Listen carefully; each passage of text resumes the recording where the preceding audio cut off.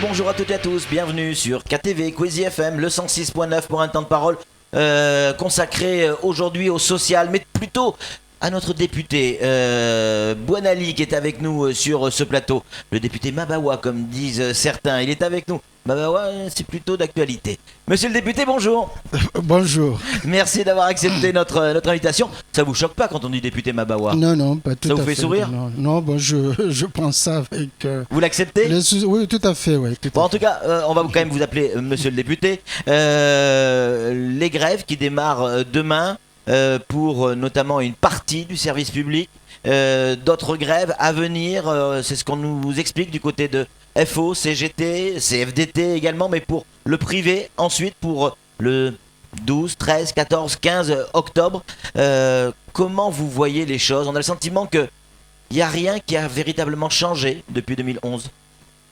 Oui, alors d'abord bonjour, et je crois que si les syndicalistes ont été amenés à lancer une grève, c'est que sans doute qu'il n'y a pas eu suffisamment de négociations, en tout cas sur les points qu'ils abordent. Et il faut faire appel à l'esprit de chacun pour négocier, mais vraiment aller au fond des problèmes et les négocier, y compris en interpellant Paris. Et voilà, je me mettrai en tout cas à leur disposition pour écouter, transmettre, y compris pour apporter ma contribution sur des thématiques, si vous voulez, liées à la négociation. Vous avez convoqué ces syndicats ou proposé un entretien, invité ces syndicats demain, je crois, aux alentours de 15h30.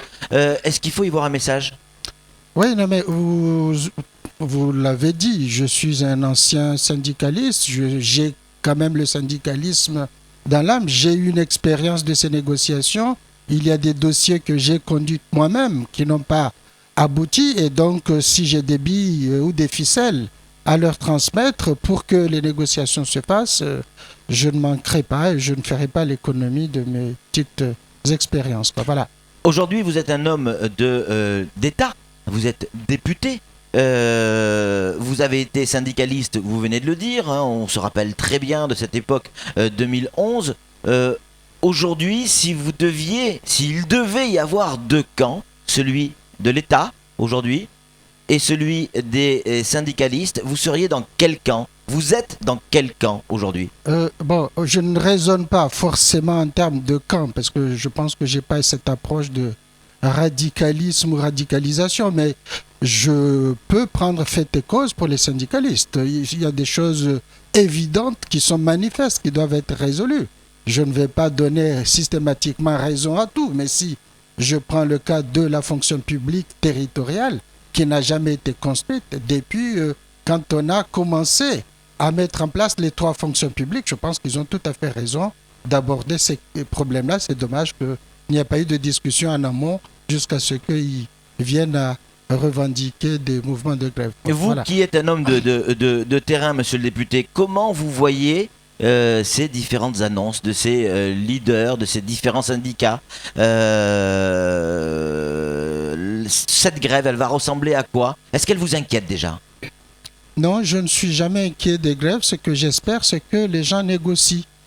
Mon inquiétude, c'est quand il n'y a pas de négociation. Mais quand il y a... Et là, c'est le cas, il n'y a pas de négociation? Non, j'espère qu'il y aura négociation. Il faut appeler l'État à organiser la table ronde, si vous voulez, pour que chacun s'exprime, patron, salariés, collectivité locale, puisque là, cette fois-ci, il faut que la collectivité locale vienne depuis les mairies jusqu'à notre département, que chacun apporte son modèle d'intégration, son modèle de construction, si vous voulez, de la fonction publique. Et il faudrait dire que ça va aller jusqu'à reformer les structures en profondeur, organisation des fiches de poste, des filières, organisation de... Ils ont parlé de la retraite, ils ont parlé de suppression des cadres d'emploi, mais c'est un travail mais vraiment à prendre à bras-le-corps dès maintenant. J'espère que... Et vous pensez qu'on va pouvoir trouver des solutions à très court terme pour éviter... Non, ce ne sont pas des solutions possibles à très court terme, non. Donc ça veut dire quoi? Que là, on n'échappera pas à la grève? Pardon? Ça veut dire quoi? Qu'on n'échappera pas à la grève? Enfin, je ne suis pas dans le cœur de leur organisation, mais ce que je me dis, si on veut créer une fonction publique territoriale acceptable et qui protège si vous voulez, les citoyens qui protègent les fonctionnaires et qui protègent nos collectivités, il faut d'abord faire appel à des expertises nationales, il faut faire venir les syndicalistes, il faut faire appel à l'expertise de l'État, il faut faire appel à l'expertise du Conseil général en tant que organe, si vous voulez, employeur, à toutes les collectivités locales, aux communes. Donc, je ne suis pas sûr que dire comme ça, je claque de doigts et puis ça marche. Ça va être plus compliqué. Oui, ça va être très compliqué. Samuel Bocher, le rédacteur en chef de France Mayotte Matin, a une question à vous poser, monsieur le député. Oui, le préfet a proposé la date du 13 octobre pour la commission consultative du travail extraordinaire qui sera élargie aux parlementaires. Est-ce que vous serez présent à cette CCT ? Je souhaite être présent, mais la commission consultative du travail ne réglera pas cette question, puisqu'on a deux aspects, fonction publique et secteur privé. Commission consultative du travail, ce sont les conventions collectives, ce sont les discussions sur les transpositions. Et comment on fait pour que les transpositions ne portent pas de douleur au territoire, au vu des difficultés qu'on a à arrimer secteur de l'informel, du formel, des conventions collectives, des branches, des entreprises, des systèmes de... C'est tout un ensemble de programmes. Il faut, à mon avis, une feuille de route sociale. Comme on dit, feuille de route 2025, on peut dire 2020, mais il faut mais vraiment des pieds de négociation, thématique par thématique, transposition, ordonnance, décret. Monsieur le député, il y a eu une commission consultative du travail extraordinaire en 2010, à laquelle vous aviez participé, où justement l'ensemble des revendications existantes aujourd'hui étaient actées. C'était en 2010, nous sommes en 2015, et rien n'a été fait. Il suffit peut-être de reprendre juste ce que vous aviez déjà fait, vous, monsieur et monsieur Kandir Salim Naouda, Balachi aussi y était, et pourtant en 5 ans, rien n'a été fait. Je m'aperçois que ça n'a pas beaucoup avancé, et il fallait des commissions spécialisées, des commissions techniques autour de la grande commission qui s'appelle consultative du travail. Ces commissions devaient travailler de façon permanente et à restituer progressivement, régulièrement les travaux, en faisant appel aux experts nationaux. Il ne faut pas se dire qu'on a toutes les expertises ici. Donc ça, c'était en 2010, monsieur le député. Donc en 2010, on met en place cette CCT auquel vous participez. Aujourd'hui, on remet en place une CCT où on nous annonce effectivement les mêmes choses. Ça veut dire qu'on refait la même chose qu'en 2010 ? Non, mais 2010, j'avais demandé à ce qu'il y ait des commissions techniques qui travaillent de façon permanente. Ça a été le cas ? Ça s'est fait ? Je ne sais pas, je ne suis pas dans les affaires, si vous voulez. Bon, peut-être mardi, les camarades, si vous voulez, me diront où est-ce qu'ils en sont. Mais les problèmes liés à l'adaptation du droit du travail, ça devait être un travail continu. Il ne fallait pas s'arrêter. Et les adaptations des conventions collectives, les transpositions, il y avait les conventions liées à l'énergie, les banques, les assurances, le bâtiment. Le bâtiment n'a jamais fait l'objet d'un travail de convention collective assez soutenu. Et puis l'aspect interprofessionnel, vous voyez, les très petites entreprises, qu'est-ce qu'on en fait ? Où sont-ils avec leur capacité d'embauche ou pas, de travail, des exonérations de charges ? Là où j'avais laissé le dispositif, c'était comment on exonérait davantage de charges pour laisser respirer. On a toujours parlé de compétitivité, charges sociales, charges patronales. Tous ces éléments-là, il fallait les prendre morceau par morceau. Alors pour les syndicats, la clause de revoyure, cette fameuse réunion qui a eu lieu à Paris, n'est pas satisfaisante, en tout cas pour certains. Vous, en tant que député, vous la trouvez suffisante, cette clause de revoyure ? En tout cas, les propositions qui sont faites par le ministère de l'Outre-mer et de la fonction publique ? Alors, moi, je n'ai pas vu personnellement tous les éléments de proposition, mais ce que je me dis, en principe, ce sont des documents qu'on a fabriqués à Mayotte, qu'on présente ensemble avec les élus nationaux, les élus du département. Nous n'avons pas été forcément invités, donc... si les syndicalistes disent qu'ils ne sont pas satisfaits, ils ne sont pas satisfaits. Alors, dans la mesure où, sans doute, l'articulation entre les problèmes liés aux indexations n'était pas au rendez-vous tel que ça avait été dit auparavant. Mais il faut qu'il y ait un document, un accord qui ait été ficelé en amont. Et puis, on rentre progressivement dans les adaptations, dans les applications progressives. Si on n'a pas ces garde-fous en amont, il est difficile. Et puis on est en situation de crise. Sans doute que l'État va miser d'abord sur l'économie, sur les dépenses, les gestions, et tout ça, il faut les prendre en compte. On n'est pas chaque fois en situation les situations ne sont pas toutes roses tous les matins. C'est clair. Une question d'un auditeur. C'est le principe de Cozy, vous le connaissez maintenant, forcément. Est-ce que ça veut dire, ce que vous dites là, que l'on va retrouver Boinali dans la rue comme à l'époque?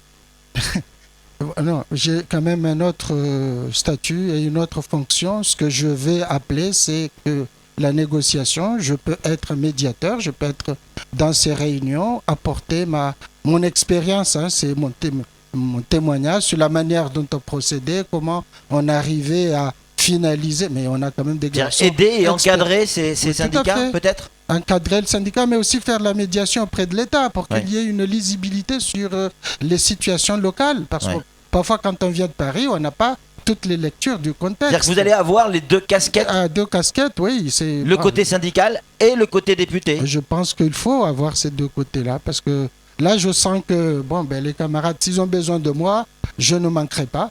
Par contre, j'ai quand même un devoir d'apporter la contribution, y compris faire de la traduction auprès de l'État en disant,